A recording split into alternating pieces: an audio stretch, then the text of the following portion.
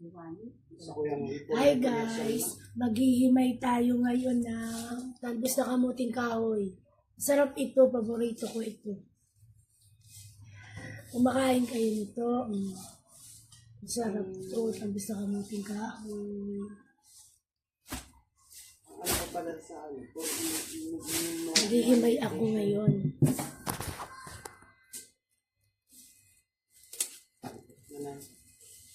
Ito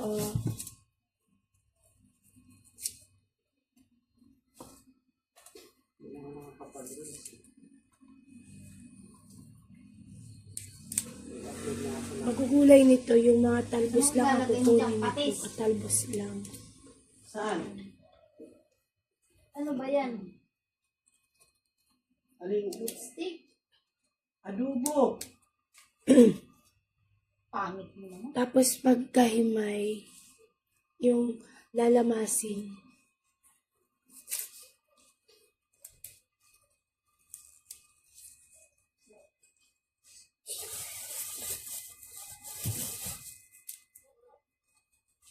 Dito po, steak adobo.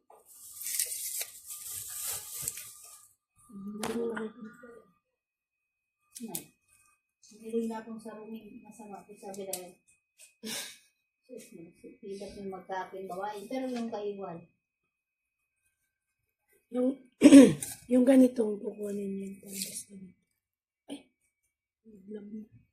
yung ganito. Yung mga kumakain lang nito ang maglalay. Pero the best. Napakasarap ito. Maya ko nilis. Wala na baga daling kape. Ha? Ang kape si Puto. Wala na kape. Si ate wala na din. Nakapag anong nangipon. Pagkakan. Dahil nakabakal ng kape. Hindi naman kami nagkakape. May gatas. Kung gusto ng gatas, may gatas.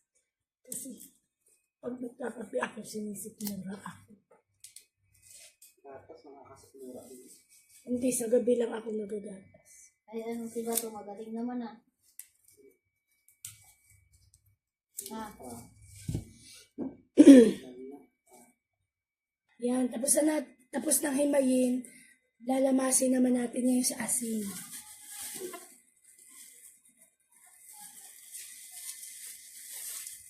Ang proseso pero masarap.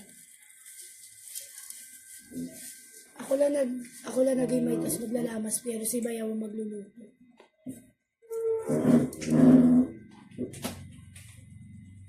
Guys, pangit ka.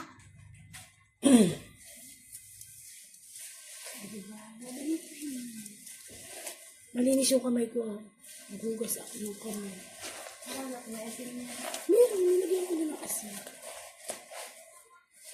Okay lang, kahit bakit daw ako sabi ng pamangkin ko, diba?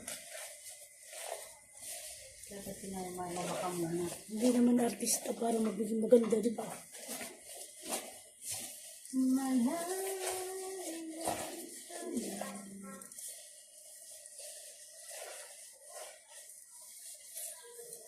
Mira.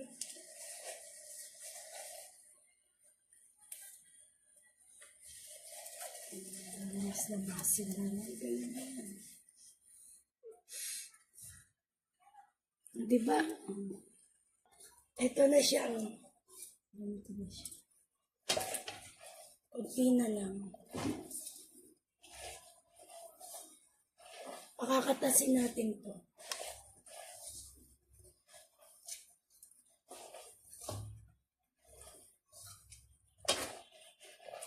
Kanina ang dami nito.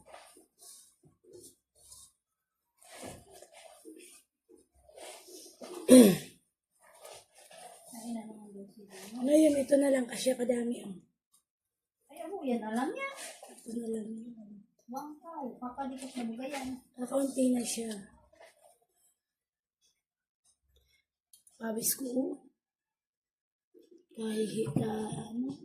Malalamas ang pawis ko sobrang. Ito na siya guys. Oh, may sabaw na. Oh. Ayan yung katas niya. Oh. May katas na siya. Yan na yun. Ayan, buray. Tapos pipigaan ko.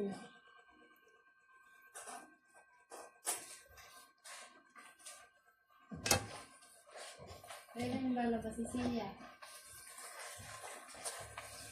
Pwede pa to. Ilang araw pa doon. 2 days. Ang daming katas. Ano na? Hindi, oh. Ang dagdag ko. Pipiga na ako. Kaya ang pabilan mo niyan. Kuya, oh. Oh. Namili kang kukumber. Baka po lang ito. 35 po yan. Ito na Saka siya. isang lemon, isang cucumber maliit lang sa lemon, Bigain. isa na yelo. Oh, ano lemon na ito ba?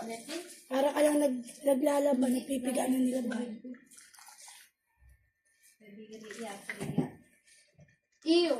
Joke lang. Si Tita. Nag-ano ka pang... Pawis ko. Ayan si Tutoy. Sa taas po. Uy, nagsiselfon ka, nagcha-charge. Ito siya mag-charge. Kasi po kaya may yan, 35? Nag-awan. Dagdagan mo nga ito, di baka kulang ito, mabalik pa yan. Ano bang melon? Hirap magpiga. Isang lemon lang, saka isang cucumber po niya. Maliit. Ayan o. No. Ano yung cucumber? Cucumber. Cucumber. Cucumber. Cucumber yun. Cucumber yun eh. Cucumber. Cucumber yun. Ano yung silent C? Tanungin mo si Kate kung anong tawag. Ano ang yung tawag? Cucumber. Cake. Pepino! Ito, kain mo yan o. Tabi. Cucumber. 35. Cucumber. Ito siya oh. Isa. Oh, tatlong ano Isang lang. cucumber, isang lemon Tatlong ha. Maghanap ka ng lemon. Hindi po, ito sana kanina eh. Nagpili lang po kayo sa tutulog. Maghanap ka ng lemon Ito yung ha, sa sabaw mga niya. bukasan. Tingnan niyo yung sabaw niya yan. De, noon po tayo pipita man ano to. Katas pala, katas. Ay, wala ka po. Tulo na yung pawis. O paano po nakakapag-vlog? Ganito naman gagawin natin ngayon. Gaganito Ayun po yung iniintay namin ngayon, yung update po ng Paano Salvador. man yung If naliligo pang they langis sa are dagat, done with the sealing and capping po nitong mga ponds natin, they will be submitting their reports. We will base po dun sa report na yun if we will going to proceed on the siphoning process. Nakikipag-usap na raw sa Kapitolyo ang third-party insurer ng MPKR Tanauba para sa posibleng compensation sa mga apektadong residente. Pero hindi rin isra sa tabi ng provincial government ang posibilidad ng pagsasampa ng kaso laban sa mga may-ari ng tatlong na disgrasyang barko. Yung aming provincial legal office, kasulukuyan nilang pinag-aaralan kung ano yung mga basehan para po mag-file pa ng legal case. Alang-alang sa kababayan namin at siyempre sa kalikasan natin dito po sa Manila Bay. Ayon sa Philippine Coast Guard, kapag natapos na yung oil recovery operation sa tatlong barko ay doon nila Napakasarap nito. bibigyan ng prioridad yung pagtukoy kung sino-sino ang dapat managot. Sige. Kailangan natin itong buhaghagin para maluto ng Inilalang maayos. Acting Secretary ng Department of Trade and Industry si Maria Cristina Aldeguer Roque, Parang ang DTI Undersecretary sa puso for lang Micro, nasabi. Small and Medium Enterprises o MSME Development. Kasunod po yan ang pagbibitiw ni dating Trade Secretary Alfredo Pascual na epektibo simula ngayong araw. Ayon po sa Malacanang, kinilala ng Pangulo ang dedikasyon at pamumuno ni Aldeguer Roque sa sektor ng MSME, kaya siya ang ikangay excellent choice para sa posisyon. Magpaabot din ang pasasalamat ang Pangulo sa nagbitiw na Trade Secretary sa serbisyo at kontribusyon niya sa ahensya. Mula kang sardinas. Hoy. Posibleng ang panibagong round ng oil price rollback sa susunod na linggo. Hanggang 40 sentimo kada litro ang tinatayang kaltas sa diesel. Hanggang 20 sentimo naman sa gasolina. Pero posibleng walang paggalaw sa presyo nito.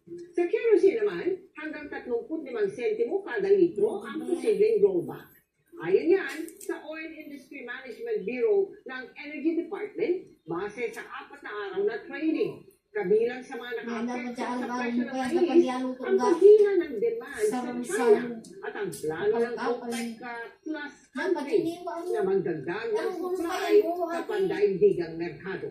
Oh! Humihiling ng temporary restraining order Yan. ang ilang grupo na Kaya sa iba na ba? paghisak ng halos 7 bilyong pisong hindi nagamit ang pondo ng PhilHealth Nakakaano ko pabalik sa sa gobyerno. lalamunan. Laban ko ito sa batas. Nakatutok si Salima Refran. Ito na siya, guys. Ayan na siya. Nagpasaklolo na sa Korte Suprema ang iba't ibang grupo at concerned citizens para pigilan ang paglipat ng gobyerno ng halos Yun na 90 yun. billion pesos na Bye. hindi nagamit Thank na you pondo for ng watching. PhilHealth papunta sa iba't ibang proyekto